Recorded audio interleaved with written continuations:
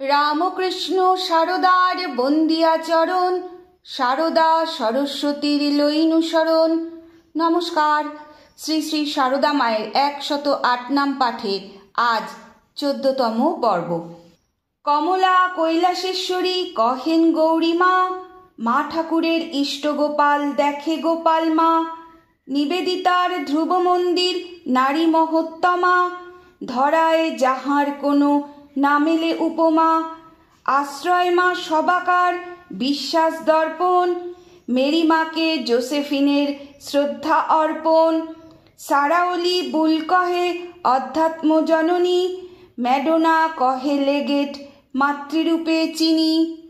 ঠাকুর মা স্বামীজির কৃপায় মায়ের 108 নামের মধ্যে কমলা, কৈলাসেশ্বরী, গোপাল, ধ্রুব মন্দির, মহত্তমা নারী, আশ্রয়, বিশ্বাস দর্পণ, মেরি মা, অধ্যাত্ম জননী এবং ম্যাডোনা নামের উৎপত্তির মূল তথ্যসূত্র আজ সংক্ষেপে পাঠ করছি।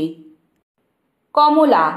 একবার কামারপুকুরে জনৈক বৃদ্ধ সাধুকে শ্রী শ্রী মায়ের স্বরূপের প্রতি ইঙ্গিত করে গৌরীমা বলেছিলেন, ইনি মা কমলা, এর হাতের প্রসাদ পাওয়া মহাভাগ্যের কথা।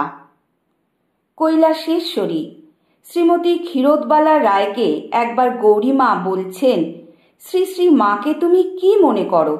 মা কি শুধুই কৈলাসেশ্বরী? তাকে মানুষ ভাবা চলে না। মা জগৎগুরু, বিশ্বজননী, তাকে গুরুত্বে বরণ করেছ, আর ভাবনা কি আছে? গোপাল। গোপালের মা শ্রীমতী অঘোরমণি দেবীর অন্তিমকালের দিন কতক পূর্বে শ্রী শ্রী মা তাকে দেখতে গেলে তিনি বলে ওঠেন, গোপাল এসেছ, এসো এসো, আজ তুমি আমাকে কোলে নাও। মা তাঁর মাথা কোলে তুলে নিতে ব্রাহ্মণী তাঁর পায়ে হাত দেবার জন্য চেষ্টা করতে লাগলেন। তখন সেবিকা মায়ের পদধূলি ব্রাহ্মণীর মাথায় মাখিয়ে দিলেন। তার কাছে শ্রী শ্রী মা তখন আর বৌমা নন, তাঁর ইষ্ট দেবতা গোপাল। তাঁর অন্তর্দৃষ্টিতে শ্রী শ্রী ঠাকুর, শ্রী শ্রী মা ও তাঁর ইষ্টদেবতা গোপাল এক ও অভেদ। শ্রী শ্রী মাও এতকাল যাকে শাশুড়ির ন্যায় জ্ঞান করতেন, তাকে পদধূলি দিতে বাধা দিলেন না, বরং গভীর ধ্যানে মগ্ন হয়ে পড়লেন। ধ্রুব মন্দির, মহত্তমা নারী। ভগিনী নিবেদিতার কথায় শ্রী শ্রী মা যখন কলকাতা থেকে গ্রামে যান তখন সব কিছু শূন্য মনে হয়, আর যখন এখানে থাকেন তখন আমি যাই তাঁর শ্রীচরণ ধৌত করতে। সেই ধ্রুব মন্দির থেকে আশীর্বাদ নিয়ে আসি। এত সাদাসিধে নারী তিনি, তবু আমার ধারণায় তিনি বর্তমান পৃথিবীর মহত্তমা নারী। আশ্রয়। ভগিনী নিবেদিতার কথায় তিনি অর্থাৎ শ্রী শ্রী মা যখন এখানে কলকাতায় থাকেন, আমাদের আশ্রয় থাকে। বিশ্বাস দর্পণ। ভগিনী নিবেদিতা বলছেন, শ্রী শ্রী মা যেন পূর্ণ বিশ্বাসের দর্পণ। যদি কাউকে একবার ভালোবেসেছেন, সে ভালোবাসা চিরদিনের জন্য, এই তাঁর জীবন সত্য। মেরি মা। জোসেফিন ম্যাকলাউড বলছেন, রামকৃষ্ণ সংঘের মূল কেন্দ্র তিনি। শান্ত, শক্তিময়ী, মানবিক ঐশ্বর্যে পূর্ণ এবং পরম অন্তর্দৃষ্টির অধিকারিণী।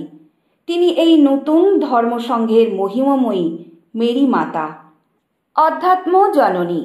1898 সালের 11 জুলাই শ্রীনগর থেকে ম্যাক্সমূলারকে একটি পত্রে মিসেস সারাওলি বুল লিখছেন, দারিদ্র্য ও ব্রহ্মচর্যের ব্রত তিনি শ্রী শ্রী মা নিয়েছেন, ত্যাগ করেছেন গর্ভধারিণী জননীর সাধারণ আনন্দ, কিন্তু হয়ে উঠেছেন বহু সন্তানের আধ্যাত্মিক জননী। ম্যাডোনা। 1913 সালের 20 জানুয়ারি বেটি লেগেট একটি পত্রে মিস ম্যাকলাউডকে লিখছেন, তিনি হাসছিলেন শিশুর মতো। ভাবছিলাম আমাদের ম্যাডোনার, মেরি মাতার সারল্য এবং অনাড়ম্বর জীবনের সঙ্গে শ্রী শ্রী মায়ের সাদৃশ্যের কথা, যিনি নিশ্চয়ই তাঁর 50 বছর বয়সে শ্রী শ্রী মায়ের মতোই ছিলেন। জয় মা।